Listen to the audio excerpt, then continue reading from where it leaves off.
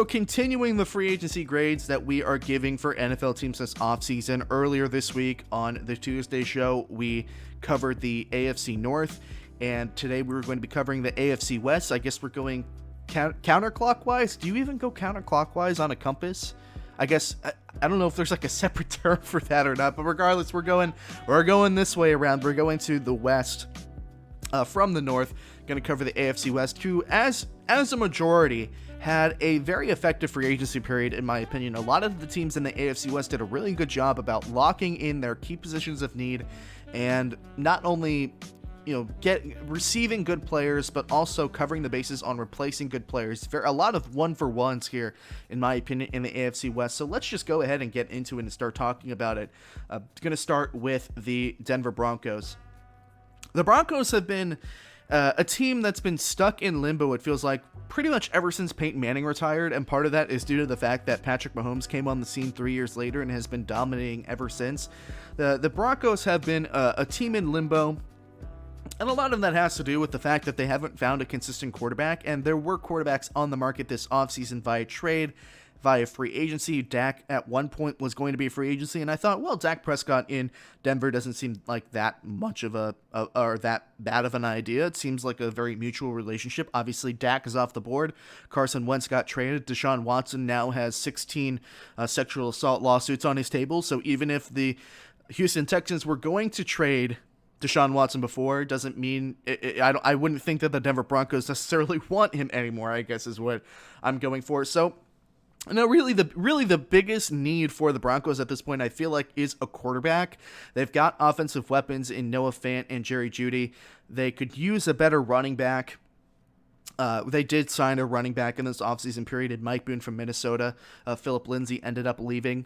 So they do have some offensive things that they need to fix, primarily quarterback. I don't think Drew Lock is the franchise quarterback that John Elway seems to think that Drew Lock is, but they can't really fix that in free agency. So what they really needed to do was they needed to solidify their defense, the defense that's been the crown jewel of the Denver Broncos organization for the past 5 years. And even before that, the defense has been extremely good in Denver, and they did that. They did a really good job of keeping the defense together. They franchise tagged Justin Simmons and then re-signed him to a 4-year, $64 million contract, if I remember correctly. They exercised the option on Von Miller's contract, brought him back to the team. They re-signed Shelby Harris, who is a very underrated interior defensive lineman and defensive tackle, and they plucked Kyle Fuller from the Bears on a 1-year deal. The Bears obviously releasing Kyle Fuller, an extremely confusing move, and within 30 minutes or so, the Broncos hopped on him and brought him in. Then the Broncos also signed Ronald Darby, 3-year, $30 million contract, so $10 million a year. I don't think Ronald Darby is worth $10 million a year. I think that's a little bit of an expensive stretch for the Denver Broncos. I think that they probably could have gotten somebody for cheaper. And that move in particular, I'm not exactly thrilled about, but overall, the Broncos have done a really good job of replacing people this offseason. So with Philip Lindsay leaving in free agency, the Broncos bringing in Mike Boone as a running back, and the Broncos also releasing A.J. Bouye earlier in the season, clearing about $13 million in cap space, the Broncos brought in Ronald Darby and Kyle Fuller. Not only have they replaced those positions of need, but they have also potentially improved them, depending on who you ask, and they kept most of that defense together. The Broncos get an A- in terms of their free agency decisions this offseason. Let's see what they do with that number 9 overall draft selection, whether they go for some offensive weapons or they take a flyer on a quarterback. Moving on to the Los Angeles Chargers. If there was one thing that the Chargers learned this offseason, it's that Justin Herbert is a goldmine, and he's potentially the best quarterback in last year's draft. And what they also learned is that Justin Herbert was running for his life last season and that they couldn't protect him for anything. So what do? They go out and signed one of the best offensive linemen on the market and another extremely good piece in Matt Fielder as well. They signed Corey Lindsey, who was the best center in the league last season, to a really nice contract. And, Lindsey can play multiple positions as well. I'm assuming he's going to be at the center position. Fielder is a good mid-level signing. As I said, he can play multiple positions as well. And the Chargers have done a really good job at keeping that offensive line or upgraded that offensive line. Do not be surprised if they continue to go for offensive linemen in the draft. The Chargers also signed Jared Cook to a cheap one-year deal. I actually like this signing a lot. This is obviously to replace Hunter Henry. You could do a lot worse in terms of replacement with Jared Cook. Jared Cook, I think, is going to have a rebound year. He kind of had a dropsy kind of year in New Orleans last year. I think he'll have a rebound year with a new young quarterback. Exciting work there. And he's a nice replacement piece that can be a real offensive threat. The Chargers also re-signed Michael Davis, which was a really quiet but important decision on the defensive end, especially since Casey Hayward decided to leave town. The Chargers may be really, really good next year. They get Derwin James back in the secondary. The Chargers can be really, really good next year. I wouldn't be surprised if we find them in the playoffs. I wish they got an edge rusher to help out Bosa, but there were a lot of them available, but they'll probably get one in the draft. Maybe go bargain bin shopping. The Chargers accomplished what they really needed to this offseason, which was getting an offensive line to protect Herbert. The Chargers get a B+. Now to the Las Vegas Raiders. The Raiders, to me, have had a very confusing offseason, and to be honest with you, I don't like a lot of the moves that the Raiders have done, and there were a lot of departures for the Raiders this year in free agency. The reason that I don't like a lot of these moves is that a lot of them are self-inflicted. The Raiders had one of the better offensive lines in football last year, which helped produce John Gruden's best offense that he has had while he's been with the Raiders. The Las Vegas Raiders were 10th in points and 8th in total yards last season, the best offense by far that Gruden has had in Las Vegas. Derek Carr had one of his better seasons. The Raiders had not only a 1,000-yard rusher in Josh Jacobs, but a 1,000-yard receiver in Darren Waller. The defense is ultimately what let down the Raiders last year.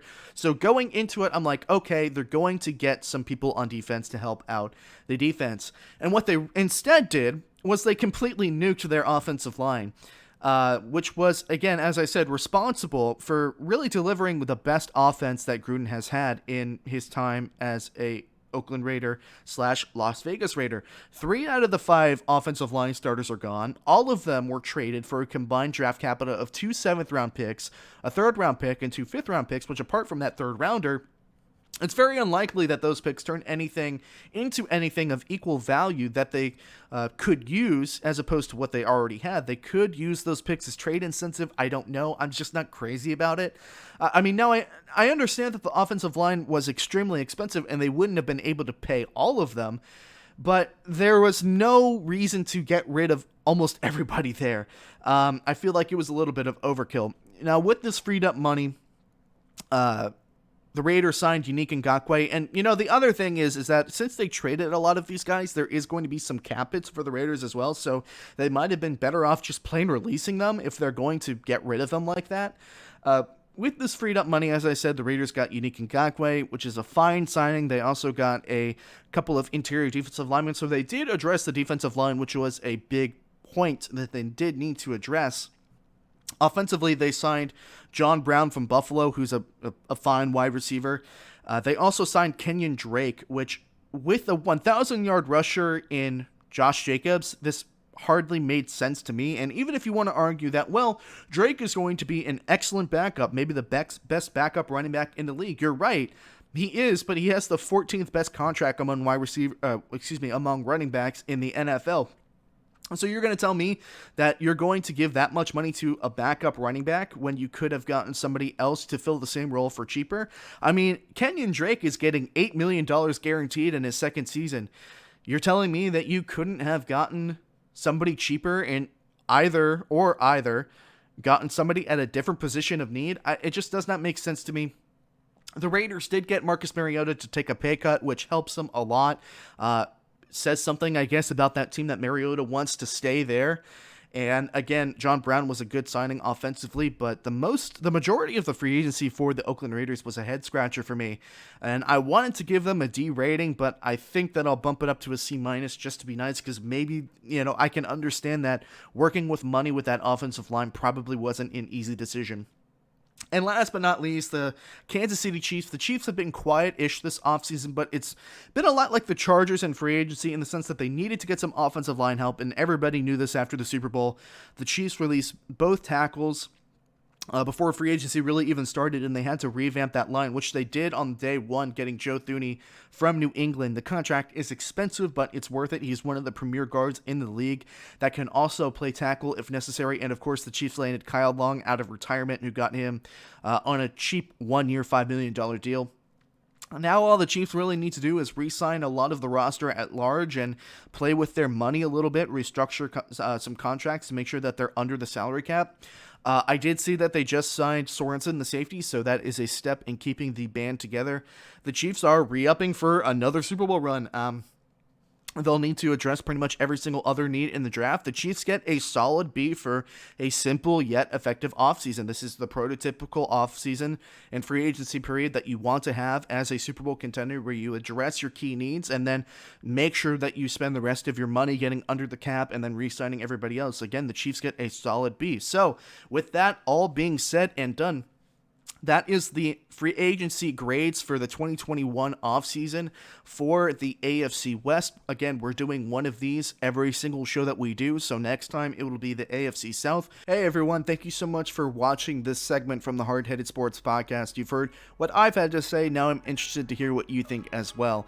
If you enjoyed this highlight from the show and want to watch more highlights from the show as they come out after the show's completion, you should definitely subscribe to the YouTube channel, and if you're interested in listening to the entire show in its full-length entirety, you should follow the show on Spotify, Apple Podcasts, Google Podcasts, and Anchor.